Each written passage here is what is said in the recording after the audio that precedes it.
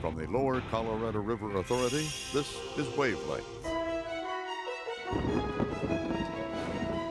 creation of this new river authority will help electrify rural Texas. And so today, we gather here to dedicate this mighty structure, the Cannondale. This has been a great organization for 70 years, and it's going to be a great organization for a long time to come.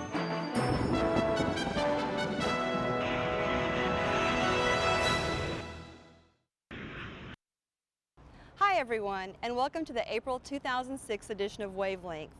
The LCRA Board of Directors held its March meeting on the road in New Ulm, where it voted to reduce the price LCRA's wholesale electric customers pay for energy by about 9%. This rate reduction is possible mainly because of the significant drop in the price of natural gas following last year's record high prices. It is expected to save the 43 city-owned utilities and electric co-ops that buy power from LCRA about $60 million by year's end. The board was happy to be able to respond to our customers. Our customers have visited with us for various reasons over the last couple of months about the impact of the fuel increase and the price increase that we had to pass on to them. And so our board was very glad to be in a position where we could take advantage of the lower fuel prices and reduce that charge to our electric customers.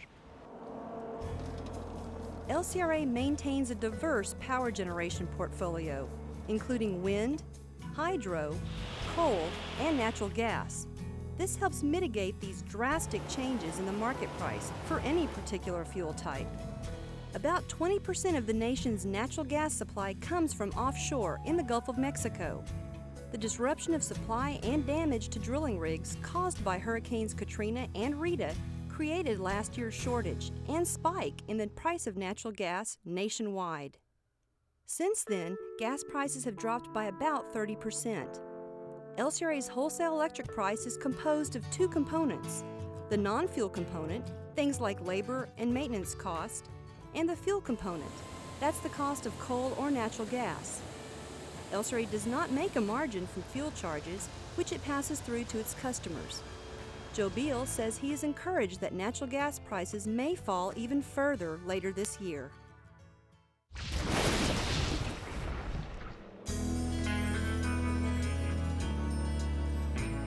There are more than 6,000 private boat docks on the Highland Lakes. Lake LBJ has some 3,000 private docks, while Lake Travis has over 1,700. Back in February 2004, the LCRA board adopted safety standards for all residential docks on the Highland Lakes. These standards set requirements for flotation, lighting, anchoring, and maximum distance from shore. The standards are intended to protect public safety, public access, and water quality. If an inspection by LCRA staff determines a dock to be abandoned, dilapidated, or otherwise out of compliance, the owner has 30 working days to fix the problem. This is the now infamous Confluence Dock, so named because it's located near the confluence of the Pedernales and Colorado rivers. It is 110 feet long, 40 feet wide, and has been on the lake for decades. It had been grounded in a cove for years, but rising waters during the Thanksgiving flood of 2004 set the old dock adrift once more, creating a navigation hazard and threatening property damage. LCRA rangers secured the dock here, now left high and dry by receding water levels. The entire structure was once completely covered by a roof, which was removed by a recent tornado. This is the exception in the fact that in most cases, I can find who owns the dock, and those people take care of that themselves. All of the metal in this old dock is being recycled, as well as the styrofoam blocks, which will be hauled to San Antonio, where they will be used in insulated concrete forms.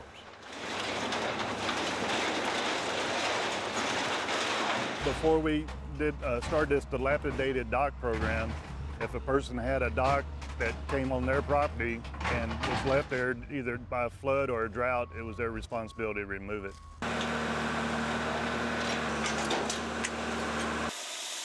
Staff from several LCRA departments came together to make this massive cleanup effort a success.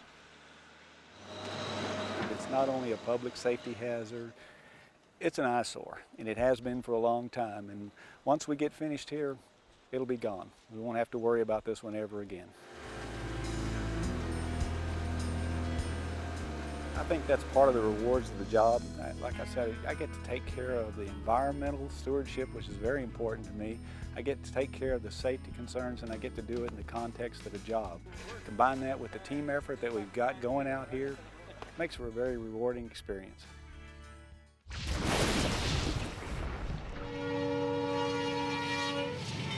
Trains loaded with Western coal make the 1,500-mile journey from Wyoming to the Fayette Power Project in LaGrange some 500 times per year.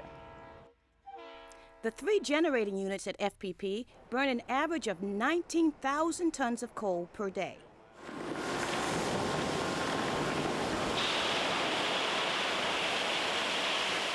Each train is made up of more than 130 cars and takes about 8 hours to unload.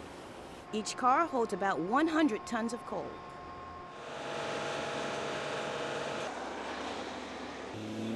This massive construction project underway at FPP will add 5 miles of new railroad track, expand and improve the inspection road, and make access to the coal pile area much easier with the addition of this bridge. Then we realized that we would need more than just pickup trucks and emergency vehicles. We'd actually need water trucks and vacuum trucks to get in and out of here. So we really had to design this bridge to handle that kind of weight load. The main goal of this project is to improve train access to the plant. Currently, we can only really get 1 train in here at a time. Our goal is at the completion of this project to be able to get 3 trains in here, 2 trains completely loaded with coal and 1 train completely empty, ready to pull out of the facility. And that's a win-win situation for both the LCRA and the railroad companies. We're helping out the railroad by reducing congestion on their main line, and we're increasing opportunity for us to get more coal delivered to our power plant. Johnson says that one of the major challenges of this project was coordinating the fabrication and transportation of the huge steel beams and having this massive crane on site at the right time. We've planned around the trains basically, and this is one of the few days where we've actually asked for no trains in the plant so that we can lift these steel beams and get them into place and do it in a safe manner. Other than that, all the work that we've been doing, we've been continuously unloading coal and not really impacted deliveries to date. This $11.9 million project is scheduled to be complete by the end of April.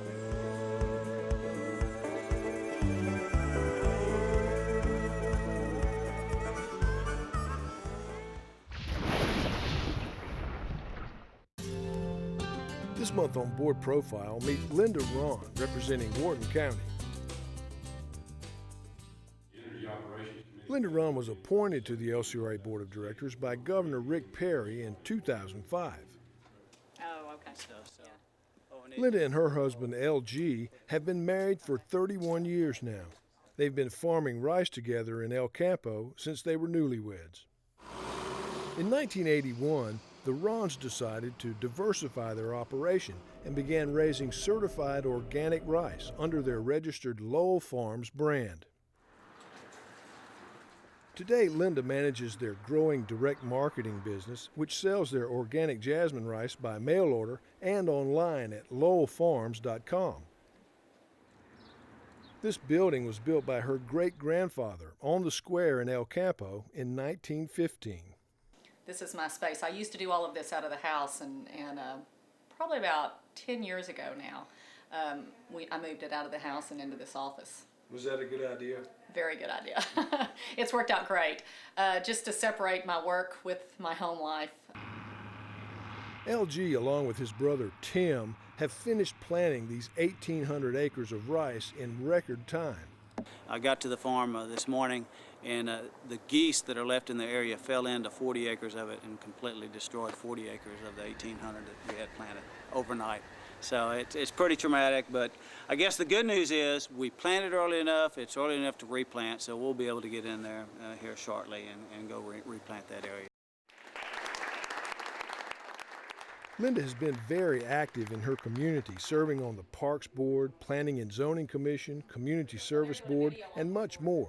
So what was her reaction to the governor's call asking her to join the LCRA board? I was honored to be asked to serve on the board. I knew quite a bit I thought I knew a lot about LCRA. I found out I didn't know very much, but Rita Radley had served from El Campo, and I was well aware when she served and how much she enjoyed it. And I knew Rosemary Rusk had been our representative from Wharton County and Walter Garrett both, and I knew both of them. So I was very honored, very thrilled. I did have to think about the time commitment, but I was ready to do something a little different and challenging, and made the decision to get off quite a few things that I was on here, rotated off of the boards and commitments there so that I could find the time to be on the LCRA board. I am very proud of her, and I'm proud of her for being appointed to this position. And one thing about Linda is she does not commit to something unless she's going to do it. And she does that in the community, she does it in our church, and I can see through about 10 months, I think, that she's been on the LCRA board, that she's doing the same thing and will continue to do the same thing there. Linda and LG live their lives by the cycle of the seasons and the milestones of growing a crop. The two most exciting times, planting this time of year, we've just wrapped up our planting for the year, and that is a very exciting time. My husband absolutely loves what he does. He's like a little kid. He gets hyper during planting season. He can't sleep. He can't wait to get up and go to the farm. He and his brother both are very hands-on farmers. And then harvest season, of course, is when you see the fruits of your labor, and so that's equally as exciting and exhausting. Linda Ron's term on the LCRA board will expire in 2011. Finally this month, we leave you with a story that KXAN-TV Channel 36 recently did on the construction of LCRA's new emergency management facility called the Redbud Center. Considering how conditions can change quickly, flooding is a yearly threat in the Hill Country and other parts around and in Austin. So the Lower Colorado River Authority recently embarked on a multi-million-dollar project to make flood response more efficient. It's an attempt to keep fine-tuning the way floods along the Highland Lakes are managed. We have, of course, the ability to do flood control right now, but it's spread out throughout our system. So now the LCRA is in the process of digging and building a new emergency management center to bring its flood response and river operations under one roof. To improve the emergency mode during floods, new technology at the central location will also help. We will be able to actually see in this building what's happening in the field. There'll be video feed into the building to where we can actually watch the flood event as it occurs. The mathematical modeling that we use to predict how high the water is going to get is going to be greatly enhanced. The $15 million project on Lake Austin Boulevard is expected to be finished in the summer of 2007. The LCRA's general manager says getting the best warnings and quick response is a must. With more and more people moving in around the Colorado River system, there's greater exposure to losing lives and property to inevitable flooding. In fact, the Corps of Engineers has estimated that a 100-year flood event would do something over $338 million worth of damage within our river system. And this new Emergency Operations Center will also have an educational facility where groups can come and learn about the way the Colorado River, dams, and lakes work in a continuous system from above the Hill Country all the way down to the Texas coast. Official groundbreaking ceremonies at Redbud Center will be held April 11th. Well, that's it for this edition of Wavelength. We'll look forward to seeing you again next time.